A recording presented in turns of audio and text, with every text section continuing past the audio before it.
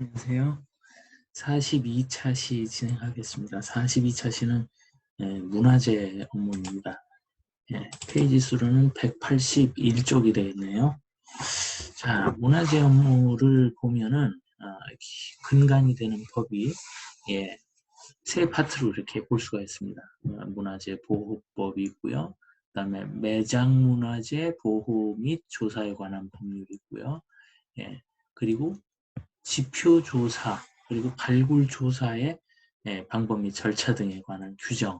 그래서 이 문화재청에서 고시한 게 있습니다. 그러니까 보면은 법률이 있고 대통령령이 있고 문화체육관광부령이 있고 그리고 문화재청 고시가 있고 이렇습니다. 그러니까 이 문화재라고 하는 부분들에 대해서 이만큼 법이 많고 그것을 관할하는 관청이 구체적으로 되어 있다는 것은 그만큼 중요성을 많이 부여하고 있다. 이렇게 보시면 될 것 같습니다. 업무 프로세스 잠깐 보시면요. 이쪽 편은 일반적인 이제 개발의 과정입니다. 개발 가능지 조사하고 후보지 선정하고 개발 계획, 보상 철거, 실시 계획, 공사 착공 이렇게 합니다. 자, 여기서 개발 계획이라고 하는 것은 토지 이용 계획이죠. 토지 이용 계획을 작성을 해서 그거 승인을 받는다는 얘기고, 실시 계획이라고 하는 것은 말 그대로 실제로 그 대지 조성 공사가 들어가는 거죠. 그래서 어떤 도로의 구배, 그다음에 연장, 폭 이런 부분들은 물론이고 상하수도 그리고 정보통신망까지 들어가는 이런 부분들, 그리고 각종 피니시 라인, 그래서 피니시 하이트라든가 아니면은 GL 라인이라든가 하는 것들이 조성되는 높이들이 다 나오는 거죠. 그러니까 이 실시 계획을 한다 그런 것은 대지조성공사를 실제로 해서 땅을 깎고 절토하고 성토하고 이런다는 얘기입니다. 그리고 장애물들을 전부 철거를 하고 이런 거죠. 그러니까 이 개발 계획까지는 이 도면과 그림에 의해서 표현되는 부분들이고, 이 실시 계획은 실제로 공사하는 공사도면이란 말이죠. 그러니까 거기에 따른 이 문화재 관련 업무들이 현격하게 이제 드러나게 됩니다. 자, 개발 가능 조사에서는 사전 지표 조사를 하고요. 그리고 지표 조사가 이제 후보지 선정된 다음에 들어가게 되겠죠. 그리고 문화재의 그 지정 문화재의 현상 변경 허가 심의가 들어갑니다. 이것은 이제 뒤에 184쪽에서 또 다르게 되는데요. 이거는 개발계획 승인 이후 그리고 실시계획 승인 신청 전입니다.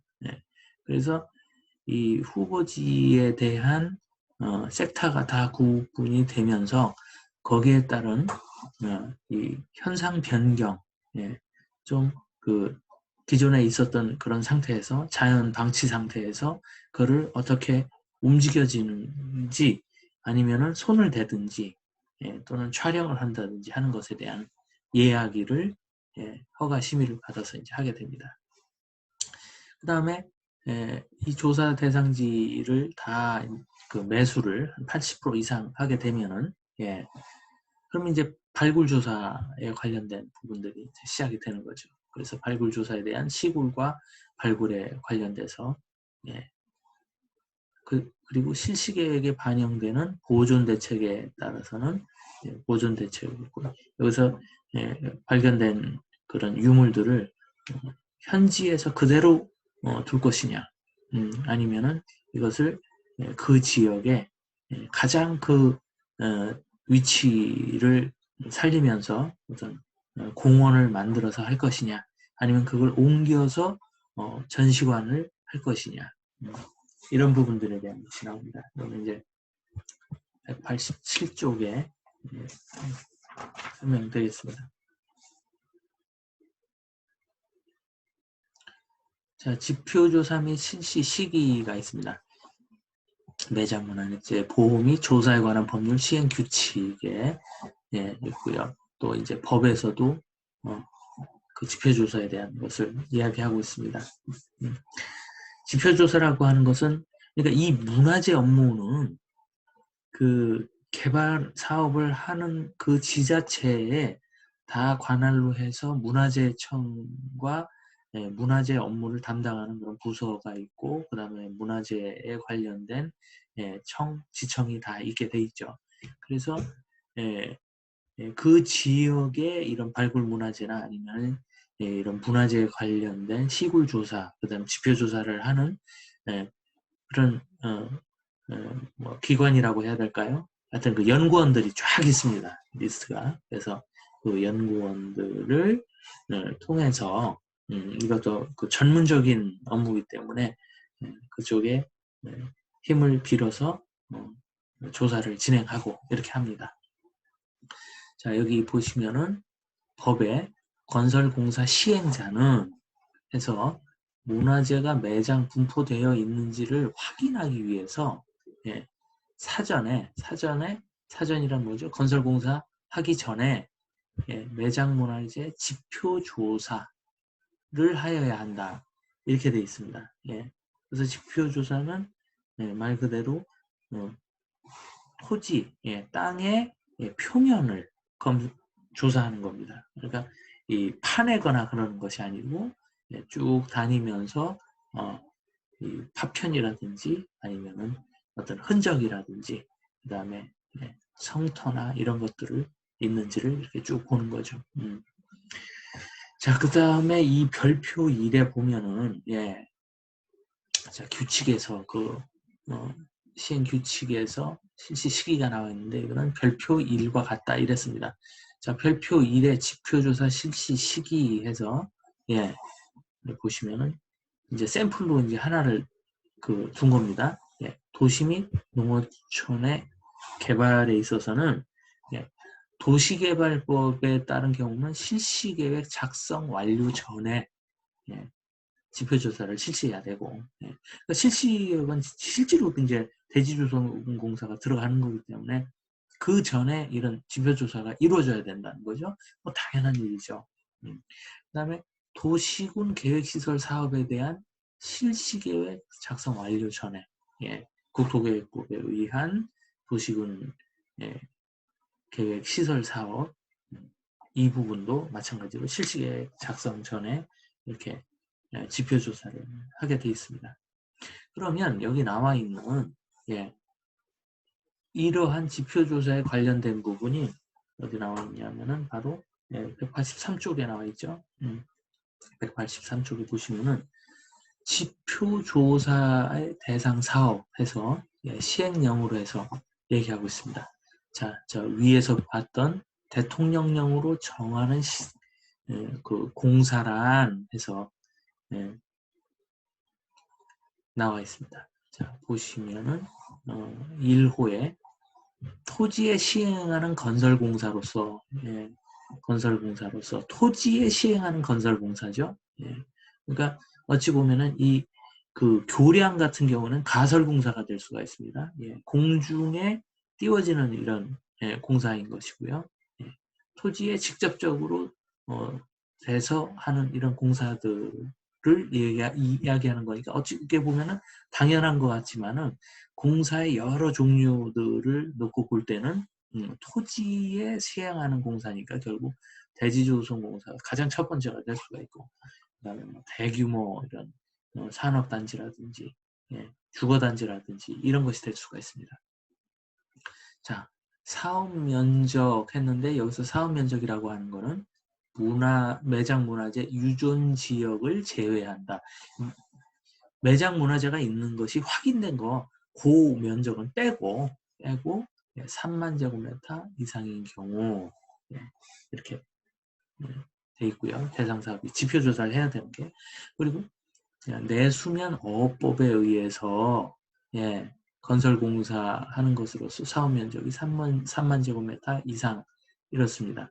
내수면하고 연안관리법 하면은 아 이런 데서도 이 물이 있는데 이 하는 걸까? 아 그렇지 않습니다. 지금 전부 어떻게 예, 말하자면은 댐이나 저수지 이런 부분으로 해서 예, 수몰된 이런 지역들도 많이 있고요.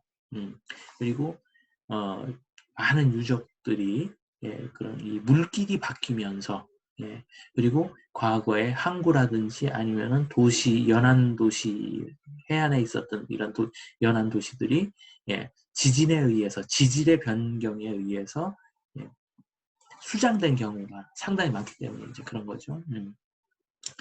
다만 예, 내수면에서 이루어지는 골재 채취 사업의 경우에는 예, 15만 제곱미터 이상인 경우로 한다. 이렇게 했습니다. 예, 골재 채취는 어찌 보면은 골재 채취를 하면서 예, 또 이런 그 유물들이 딸려 나올 수도 있는 이런 부분들인 거죠. 예, 그래서 이거는 이제 15만 제곱미터 그렇게 하고 있습니다.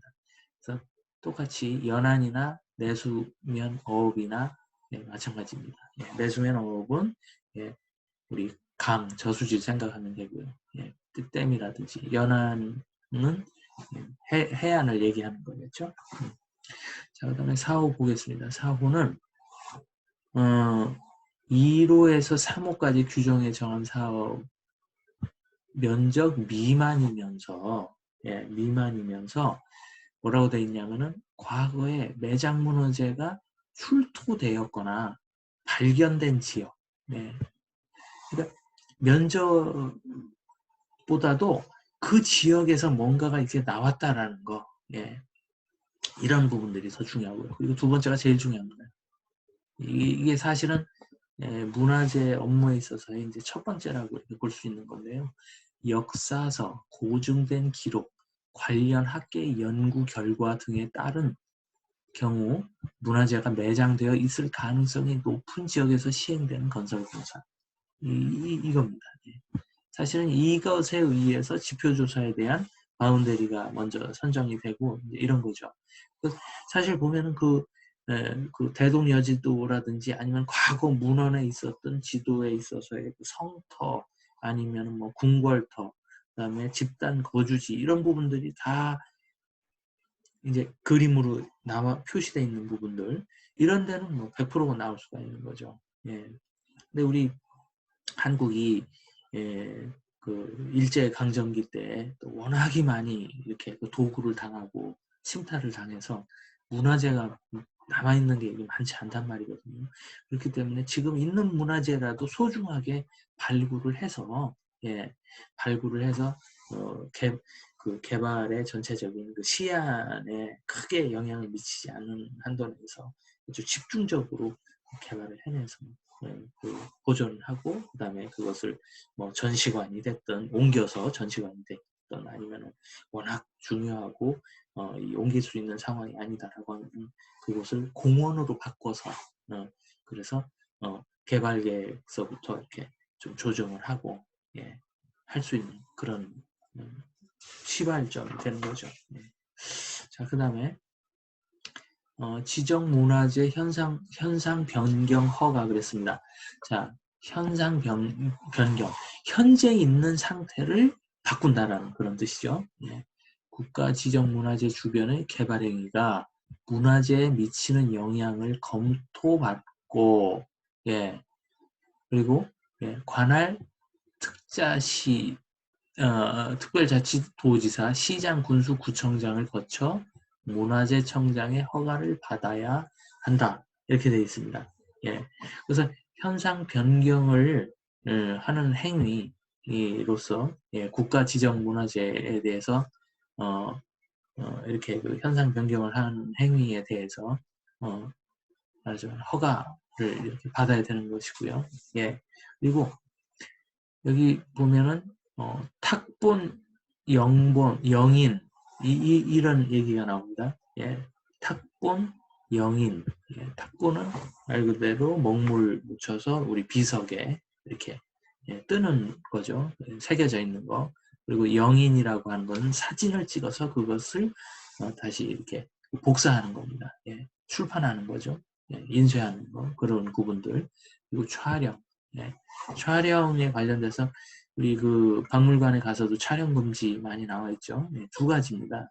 그 말하자면은 예, 그 예, 어떤 지적재산권에 관련된 그런 부분도 하나가 있고, 두 번째로는 또 이게 더 그 그 높은 예, 어떤 중요도인데, 옛날 그림의 원본, 진본이 있다 그러면은 이 진본은 벌써 이 태양빛이라든지 이런 그 반사광에 의해서 훼손될 수가 있습니다. 예. 쉽게 얘기하면은 우리 그 시안에 있는 병마용에서 출토된 그런 병마용 그 흙 인형들이 전부 당삼체에 채색이 돼 있었는데, 그때는 그런 생각을 잘 못했던 거죠.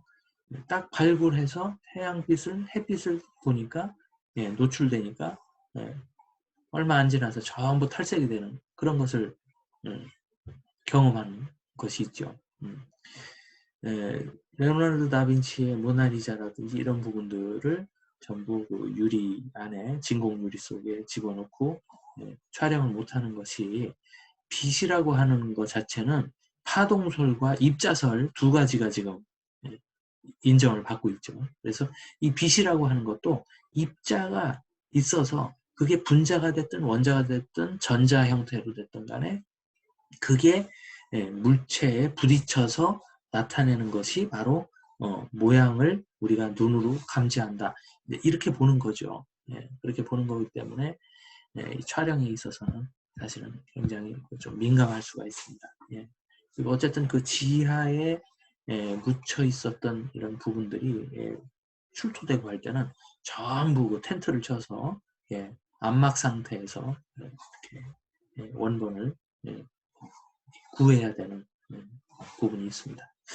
자, 그리고 보호구역에서 동식물, 광물을 포획 채취하거나 구역 밖으로 반출하는 행위, 이런 부분들도 전부 허가를 받아야 됩니다. 당연히 받아야 되고요. 자, 보존지역에 보호해서 여기 보시면은 보존지역의 보호에서 시도지사가 나와 있죠. 이 시도지사는 어떤 분들인가요? 4인방에 플러스 도지사입니다. 특시, 광시, 특자시, 특자도, 그리고 도지사, 이분들을 시도지사라고 하죠. 역사, 문화, 환경 보호를 위하여 문화재청장과 협의하여 조례로 문화, 환경, 보존 지역을 정하여야 한다. 이렇게 되어 있습니다. 그러니까 정하는 것은 이 지자체장들께서 하시는 거지만은 문화재청장의 절대적인 그런 협의가 필요하다. 이렇게 보시면 되겠습니다. 그래서 그 문화재에 있어서는 그 경계로부터 500m 안으로 한다라고 해서 일단 법에서는 이렇게 지정을 했습니다. 바운데리가 500m라고 해서 이런 정도로 해서 하는데 꼭 500m는 아니죠. 보면은 확실하다고 인정할 경우는 500을 초과해서, 그러니까 건설공사에 의한 영향이 500m를 초과해서 공사를 하더라도 그것이 영향을 준다라고 할 때는 그 범위를 별도로 더 확장시킬 수 있다 이겁니다. 기본적으로는 500이라고 하는 수치를 준 겁니다. 0.5m죠. 500이라고 하는 거는 뭐 우리 기본적으로 근린 주구론에 있어서도 학교 중심으로 500m 이런 부분들이 나와 있죠. 그래서 이런 수치나 이런 기본적인 원단위 같은 거는 머릿속에 넣는 게 좋죠. 자, 그리고 시행령에 나와 있습니다. 지정 기준은 별표 2와 같다 해서 별표 2가 186쪽에 나와 있죠. 여러 가지로 있습니다. 근데 이것은 이 별표 2는 정말 민감합니다. 그래서 여기 나와 있는 이런 부분들은 별표 2는 별도로 이렇게 가지고 있을 필요도 있고요. 해당 문화재의 최대 돌출 지점에서 수직선으로 이게 만약에 이 지붕이다라고 하면 최대 돌출선에서 수직으로 긋는 이 선에서부터 거리를 잰다는 거죠. 그 얘기입니다. 자, 그래서 10m부터 100m까지 예, 이렇게 있고요. 그 다음에 사적의 보호구역은 예, 유물이 산포된 구역. 이거는 뭐 메타를 정할 수가 없는 거죠. 유물이 여기저기 막 흩어져 있더라. 막 지표조사 하더라도 뭐 바로바로 그냥 나온다. 예, 그다음에 성터는 500m, 그 50m 이내의 구역으로, 그 외곽 경계로부터 이렇게 돼 있고요. 예. 봉수대나 이런 부분들은 필요한 최소한의 구역. 예. 이거는 뭐 훼손될 일이 거의 없죠. 예. 그러니까 이런 부분들은 필요한 최소 구역이라고 하는 것을 준 것은 그만큼 그 근처에 있는 사유재산에 대한 침해를 최소한으로 하겠다라고 하는 겁니다. 예. 이 50m 이내나 이런 데로 딱 지정이 되면은 예. 정말 뭐 거의 아무것도 할 수 없다 이렇게 보시면 되거든요. 자, 명승 보호구역도 필요하다고 인정되는 구역이고요. 그리고 천연기념물 보호구역은 반경 50에서 100m 이내. 뭐 보호물은 보호물은 어떤 거다. 이건 또 설명이 이렇게 돼 있는 겁니다. 예, 시설물, 뭐 불가, 뭐 이런 부분들이고 이 보호구역은 또 5에서 최대 돌출물 수직선에서부터 이것도 50m. 그리고 그 담장 같은 경우는 20m 이렇게 되어 있습니다. 그래서 전반적으로 보면은 50m라고 하는 것을 좀 이렇게 볼 수가 있겠죠. 그다음에 그 보존 조치에 관련돼서는 법 9조에 나와 있습니다. 문화재청장은 그래서 문화재 보존에 필요한 조치를 명하고 그리고 현상 보존, 현지의 상태 그대로 그다음에 또 전문가 입회하에 건설공사 시작 전부터 출토 여부를 직접 확인하는 이런 부분들이 있고요. 그리고 이 발굴 조사는 정밀 발굴, 시굴, 그다음에 매장 문화재 표본 조사 이 세 가지가 이렇게 있는데 그 중에서 이제 매장 문화재 표본 조사는 2% 면적에 건설공사 사업 면적에 그리고 시굴 조사는 10% 그리고 정밀 조사는 면적 전체를 두고서 이렇게 조사를 하는 그런 것을 이야기합니다. 어쨌든 이 그 문화재에 관련돼서는 그 전문 분야고 하기 때문에 이것은 또 아주 깊이 별도로 또 이렇게 알아볼 필요가 있습니다. 네, 여기까지 하겠습니다. 수고하셨습니다.